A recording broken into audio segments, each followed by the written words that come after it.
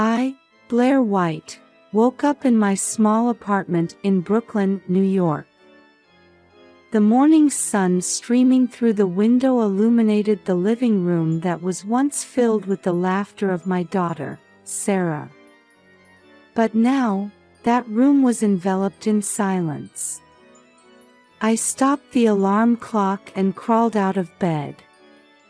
As I stared at my reflection in the mirror, I saw deep traces of fatigue etched under my 42-year-old eyes. Since losing Sarah to leukemia 5 years ago, it felt as though my life had lost its color.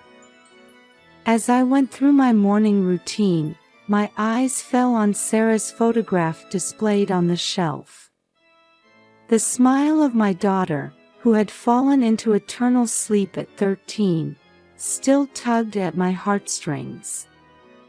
"Good morning, Sarah," I whispered, lightly kissing the photo. This had become my daily ritual. Heading to the kitchen, I found Robert, my husband, already drinking his coffee. Even when I greeted him with a "good morning," he merely looked up from his newspaper without responding. Our relationship, once filled with love, had grown cold rapidly after Sarah's death. While eating breakfast, I checked my work schedule for the day. As an editor at a publishing house, my days chasing deadlines had become the only escape from my sorrow. "I'll be home late again today," I told Robert. He just nodded silently. The words, "be careful," and "I love you," that we used to exchange now existed only in our memories. I boarded the subway, heading to my office in Manhattan. On the train, I noticed a young mother and her little daughter sitting next to me. Seeing their smiles, I felt a sharp pain in my chest. The thought always crossed my mind, if only Sarah were still alive. Arriving at the office, I sat down at my desk. A pile of manuscripts and a deadline calendar were waiting for me. I turned on my computer, telling myself that by immersing myself in work, I could forget my sorrow. During lunch, my colleague Jane approached me. "Blair, want to grab lunch together?" It was a kind invitation, but I politely declined. I had started avoiding social interactions since losing Sarah. In the afternoon meeting, I presented a proposal for a new project. Only while talking about work could I forget my sadness. But the moment I left the conference room, reality hit me. The children's book advertisement posted in the hallway brought back memories of Sarah. By the time I left the office in the evening, it was already dark outside. On my way home, I passed by the hospital. This place, which I had visited countless times with Sarah, still made me pause. It was also at this hospital that I had become acutely aware of the problems with the American healthcare system. The high cost of treatment, the narrow scope of insurance coverage. I realized that not just our family, but many others were experiencing the same suffering. Arriving home, Robert had already retreated to the bedroom. I turned on the TV alone, and a documentary about families battling childhood cancer was playing. I saw our own image reflected in the parents and children on the screen. Tears rolled down my cheeks. Before bed, I stopped in front of Sarah's room. I put my hand on the doorknob but couldn't bring myself to open it. "Good night, Sarah," I whispered to the door before heading to my own bedroom. Lying in bed, I stared at the ceiling. Tomorrow, another day just like this one would begin. Days of living with grief. But as I closed my eyes, I could feel Sarah's memory quietly living on in my heart. The morning light streamed through the window, and I woke up. As usual, I got out of bed with a heavy heart and completed my daily ritual of kissing Sarah's photo. Another unchanging day was supposed to begin. While having breakfast, I casually glanced at the mailbox and noticed an unfamiliar envelope. That's strange, I thought as I picked it up, and was shocked to see the name on it. Miss Sarah White. My hands began to tremble. The name of my daughter who had passed away 5 years ago. Moreover, the sender was the local prestigious Stuyvesant High School. This must be some mistake, I told myself as I opened the envelope with shaking hands. What came out was undoubtedly an acceptance letter. Dear Sarah White, we are pleased to inform you of your acceptance to Stuyvesant High School. The words danced before my eyes, and I lost my sense of reality. What's going on? Why? Various questions raced through my mind. Coming to my senses, I immediately called the school. Explaining the situation in a flustered state, the staff on the phone was silent for a moment before saying, Mrs. White, we're terribly sorry. Regarding this matter, could you please come to the school in person so we can discuss it? I'll be there right away, I replied and hung up. My head was in a whirl, unable to comprehend what was happening. I stared at Sarah's smiling photograph, asking, what's going on? I hurriedly put on my coat and grabbed my bag. Before leaving the entrance, I looked at Sarah's photo once more. Mom's going to get to the bottom of this, I vowed in my heart. I jumped on the subway and headed to the school. On the train, I checked the acceptance letter in my hand over and over again. The feel of the paper, the smell of the ink, everything was real. Yet, the content written there was completely at odds with my reality.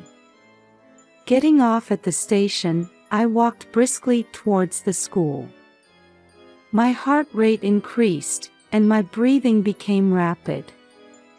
Stay calm, I told myself, but my head was full of questions and anxiety. The Stuyvesant High School building came into view.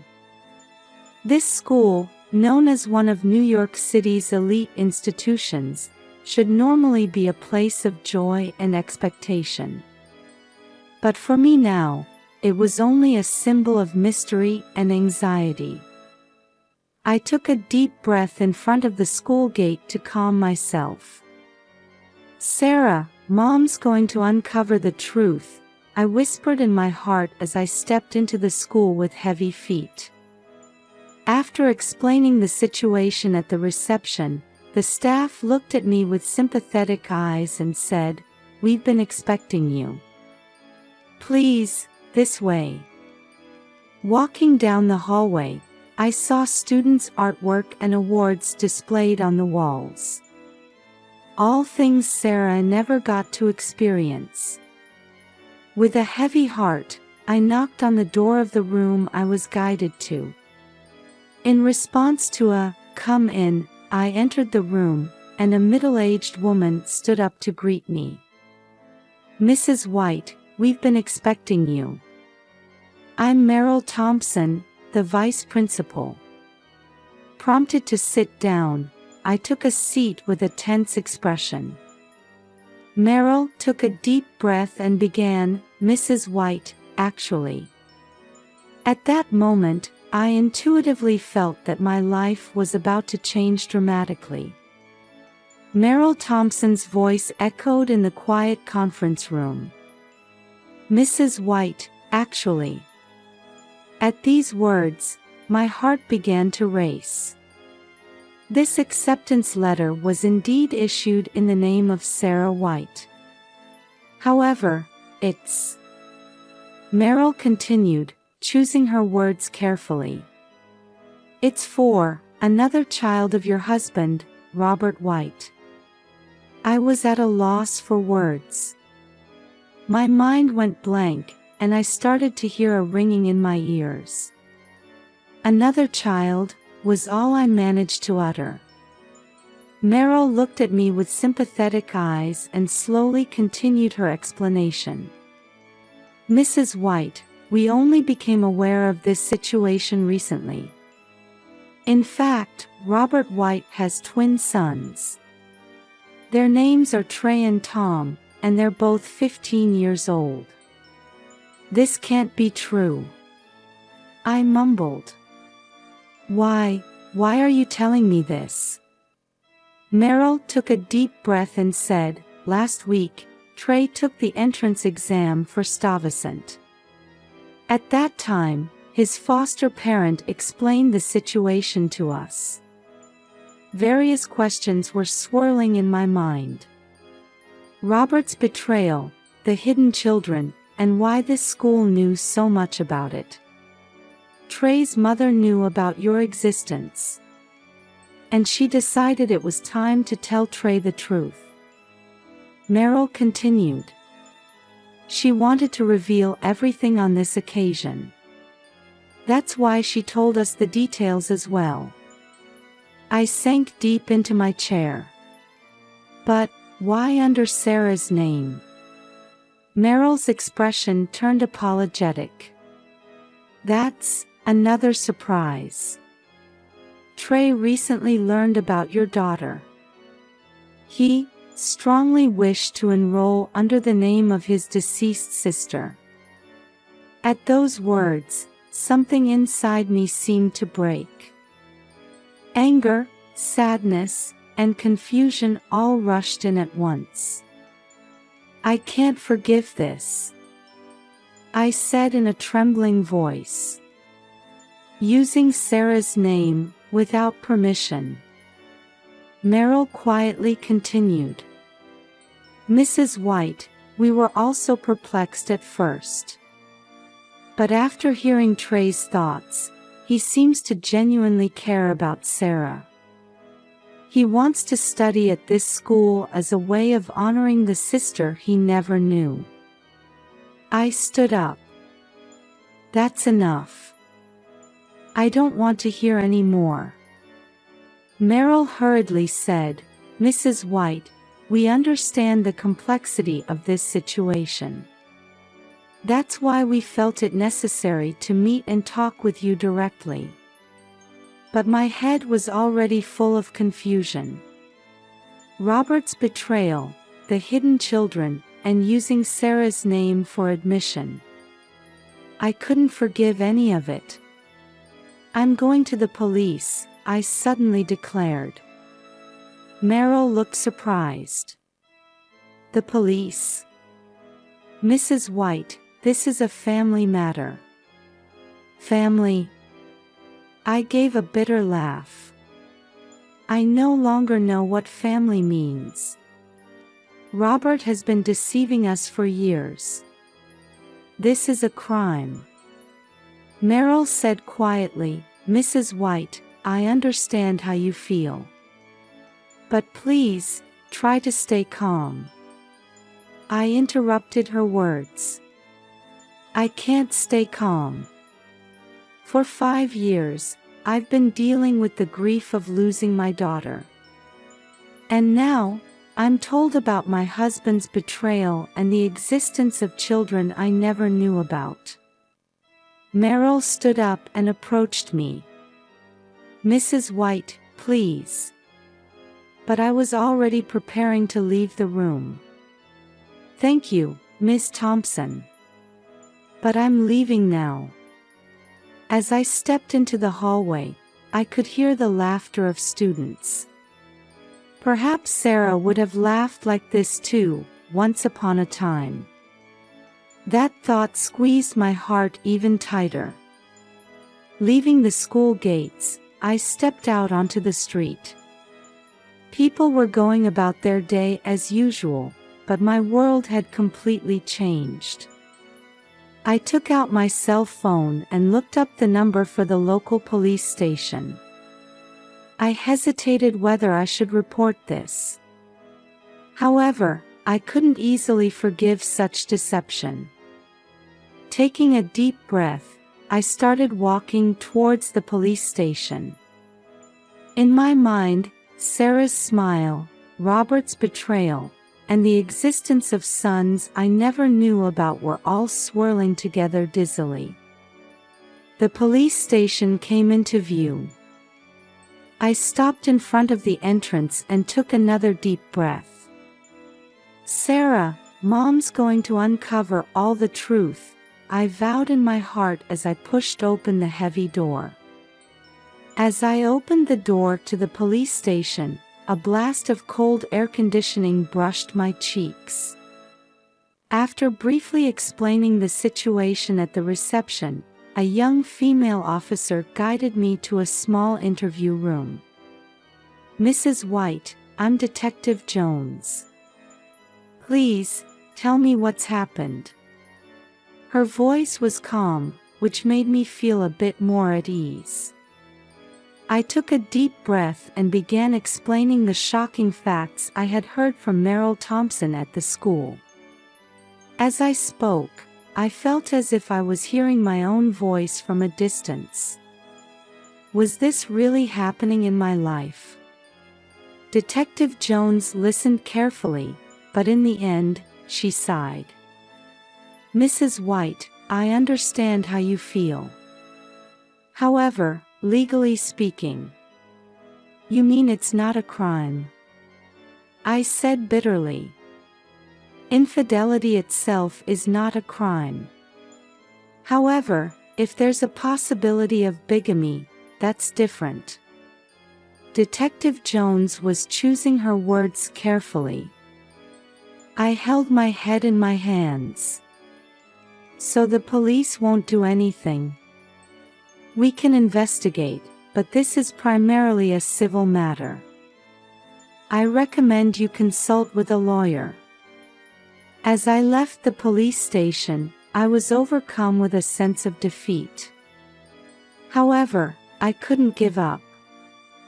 I took out my smartphone and started searching for private detective agencies.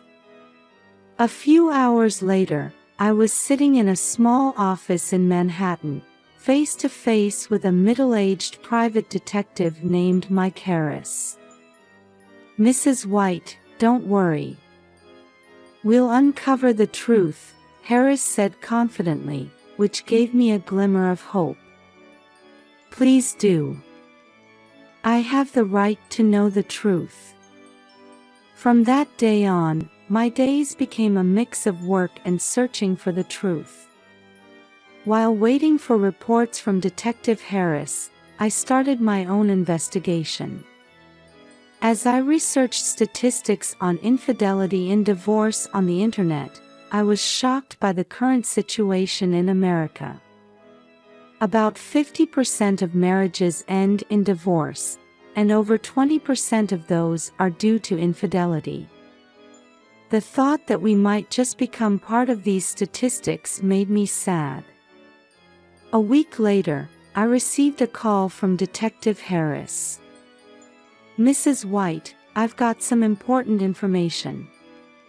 Can we meet?" When I rushed to his office, Detective Harris spread some photos on his desk. These are Trey and Tom. The 15-year-old boys in the photos indeed resembled Robert. I felt a tightness in my chest. Their mother's name is Lisa Johnson. It seems she had a relationship with Robert 20 years ago. 20 years ago. I mumbled. "Before we met." Detective Harris continued. "Lisa got pregnant, but Robert didn't take responsibility. She raised the twins alone, but when things got financially tough, She contacted Robert about 5 years ago. 5 years ago. A flash of realization hit me. Around the time Sarah passed away. Yes. Robert learned about Trey and Tom's existence and started providing financial support secretly. But he kept it from you. Everything started to make sense. Robert's sudden increase in overtime, mysterious expenses, and the distance between us. But why now? Lisa has fallen seriously ill and was worried about the children's future. She probably wanted Robert to take full responsibility. I sank deep into my chair. For the past 20 years, another family had existed without my knowledge. The reality of single parents in America crossed my mind. About 30% of all households are single-parent families, and many of them face financial difficulties. Lisa must have been part of those statistics. Mrs. White, Detective Harris said quietly. What do you want to do next? I took a deep breath. I'm going to meet them. Trey and Tom, and Lisa. I want to see the whole truth with my own eyes. Detective Harris nodded. I understand.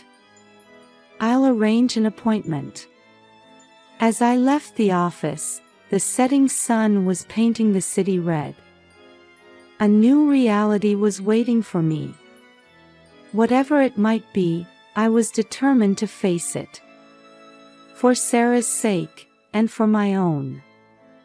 I woke up to a phone call from Detective Harris. It was still before dawn. Mrs. White, we found out where Trey and Tom are. My heart raced at those words. Where are they? I asked hurriedly. They're being raised by separate foster parents. It seems Lisa Johnson became seriously ill and entrusted the children to foster care. I gasped. Separately? But why? It's often difficult to place siblings in foster care together. I'll explain the details when we meet. That afternoon, I was standing in a quiet residential area in the suburbs of New York. This was the house where Trey was said to be living. Taking a deep breath, I rang the doorbell. The door opened, and a warm-looking middle-aged woman appeared. Mrs. White. Welcome.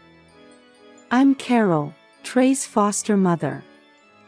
I was shown into the living room, and there I met Trey for the first time. He looked just like Robert. Hello, Mrs. White, his voice was surprisingly calm. Trey. I was at a loss for words. When I found out about you. You must have been surprised, Trey finished my sentence. I couldn't believe it at first either. But when I learned about Sarah, my sister, I wanted to meet you. Carol quietly added an explanation. Trey came to us 3 years ago. His mother Lisa was seriously ill. But why foster care? I couldn't help but ask. Trey answered, Mom wanted to give us a stable environment. But with her illness, it was difficult on her own. As I listened, I keenly felt the complexity of the American foster care system. The fact that about 400,000 children use the foster care system every year.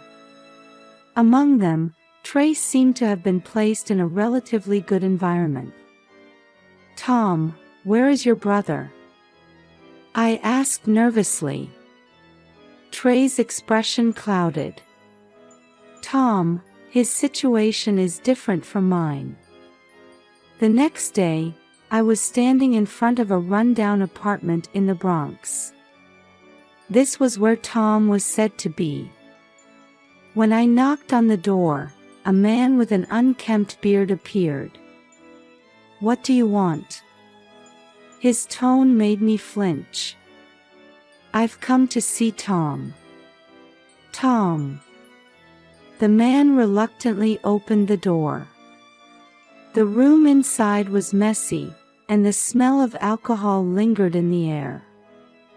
From the back room, a thin boy appeared. "Who?" His voice was feeble.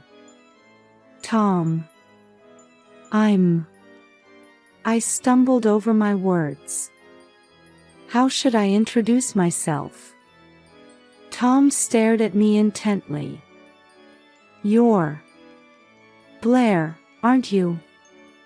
Those words tugged at my heart. "Yes, I've come to see you." As we talked, Tom's situation became clear. His foster parent had taken him in for the purpose of collecting child support. He wasn't even given proper meals, and sometimes there was even violence. I remembered the statistic that about 670,000 children in America suffer from abuse each year. And here was one of them. My son. "Tom, do you want to leave this place?" I suddenly asked. Tom looked at me with surprise. "But I have nowhere to go. I'll figure something out." At that moment, my resolve solidified. The foster father easily agreed to give up Tom for money. We decided to handle the legal procedures later, and I took Tom out that very day. In the car, Tom silently looked out the window. "It's okay now. You're safe," I said. He nodded slightly at my words. We arrived at a hotel, and while Tom was taking a shower, I called Trey. "I've taken Tom into protective custody." On the other end of the line, Trey let out a sigh of relief. "That's good, really good." That night, as I lay awake thinking about Tom sleeping in the next room, I couldn't sleep for a long time. I wondered what I should do from here on. But there was one thing I was certain about. I would never let these children be alone again. Looking at Sarah's photo, I made a vow. It looks like we have a new family now. Watch over us, okay? I woke up to the morning sun streaming into the hotel room. Tom was sleeping in the next room. I realized that last night's events weren't a dream. As we ate breakfast, my head was full of complex thoughts. The pain of losing Sarah was still raw. However, now in front of me were two boys who needed help. A strong feeling welled up inside me. I can't lose another child. I called Trey and proposed that we all live together. He hesitated a bit but eventually agreed. The next challenge was confronting Robert. Our meeting was filled with tension, but ultimately we agreed to divorce. On the day of our final discussion with Robert, his expression was deeply tinged with regret. "Blair, I'm truly sorry," his voice trembled. At first, I kept quiet because I didn't want to cause you unnecessary worry. But I know now that was the worst choice I could have made. While I tried to maintain a calm exterior, inside I was seething with anger and sadness. "Why didn't you tell me earlier?" Robert heaved a deep sigh. "I was a coward. I knew how much you were suffering after Sarah passed away. I thought if I told you about this then, I'd lose you completely. I gave a bitter smile at his words. In the end, that choice tore us apart. Robert nodded. I know. I've done something unforgivable. But Trey and Tom, please. Don't worry, I cut him off. I'll take care of them.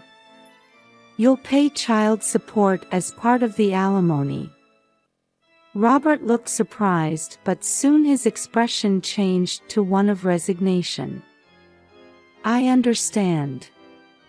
If that can be even a small atonement. After that, Robert began sending child support regularly. Sometimes he would inquire about Trey and Tom's well-being. Although he didn't meet them directly, he seemed to be trying to build a relationship little by little through letters and emails. While harboring complex feelings, I didn't completely cut off Robert's efforts. The children have the right to decide their relationship with their biological father for themselves. That was the conclusion I came to. The alimony will be used for Trey and Tom's care, I informed Robert. He nodded silently. I could see regret in his eyes, but it was too late. The legal procedures were more complex than I had anticipated. The adoption system in America is strict, especially when taking in children with no blood relation. However, with the advice of a lawyer, we overcame each obstacle one by one. Family court hearings, home studies, and countless document preparations. After going through all these processes, I was finally able to obtain legal custody of Trey and Tom. But this was just the beginning. Tom, in particular, suffered from night terrors and anxiety attacks due to his past trauma. I consulted specialists and learned about caring for children with trauma. We tried various therapies such as CBT cognitive behavioral therapy and EMDR eye movement desensitization and reprocessing. At the same time, I started receiving counseling myself. Sarah's death, Robert's betrayal, and the sudden new family. I needed to face and process these events. It was around this time that I joined a support group called Bereaved Parents of the USA. Meeting other parents who had lost children and sharing our experiences helped heal my emotional wounds little by little. Reconstructing our family was not easy. Trey and Tom also struggled to make up for the years they had spent apart. However, changes gradually occurred. Family meal times increased, and on holidays, we started going out to the park together. There were arguments at times, but including those, we were becoming a new family. Every time I look at Sarah's photo, my heart still aches. But at the same time, I felt as if she was watching over us. Sarah, Mom is doing her best. We're creating a new family with your brothers. Watch over us, okay? Sometimes I wondered if this decision was the right one. But every time I saw Trey and Tom's smiles, those doubts vanished. They gave me a new purpose in life. While cherishing Sarah's memory, they gave me the courage to move forward at the same time. On a spring morning in May, we were heading to the Stuyvesant High School entrance ceremony. Are you nervous? I asked Trey, and he smiled a bit shyly. You'll be fine, Trey. You can do it, Tom encouraged. Over the past year, the bond between the two had deepened remarkably. As the ceremony began and the names of new students were called out, When Trey White was announced, the three of us looked at each other and exchanged smiles. On the way home, we stopped by Central Park. It was Sarah's favorite place. "Sarah, did you see? We've taken a new step forward," I whispered in my heart. Trey and Tom seemed to be thinking the same thing. "We're surely being watched over by Sarah, aren't we?" Trey said quietly. At those words, I couldn't hold back my tears. They weren't tears of sadness. They were tears of hope and gratitude. With Sarah's memory in our hearts, and together with our new family, we continue to move forward. There will surely be more challenges ahead. But we're no longer alone. Because we have each